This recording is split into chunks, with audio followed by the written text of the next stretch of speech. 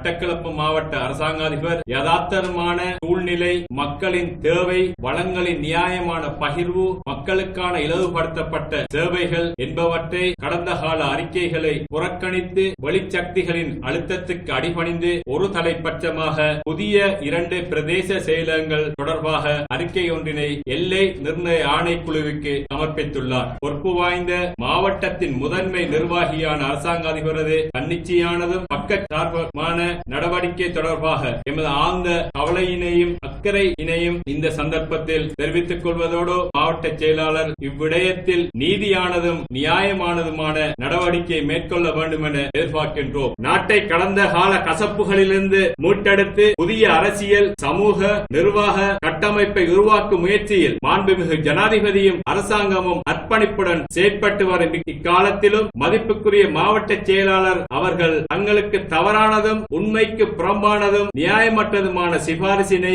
முன்வைத்து தங்களை பிழையாக வழி நடாத்த முயற்சித்திருப்பதும் இப்பிரதேச மக்களுக்கு அநியாயம் இழைக்கவும், அரசாங்கத்துக்கு அபகீர்த்தியை ஏற்படுத்தவும், பொது அமைதிக்கு பாதிப்பு ஏற்படுத்தும் வகையிலும் செயற்பட்டிருப்பது சகல மட்டங்களிலும் பெரும் அதிர்ச்சியினை ஏற்படுத்தியுள்ளதோடு வன்மையாக கண்டிக்கத்தக்க செயற்பாடாகவும் உள்ளது.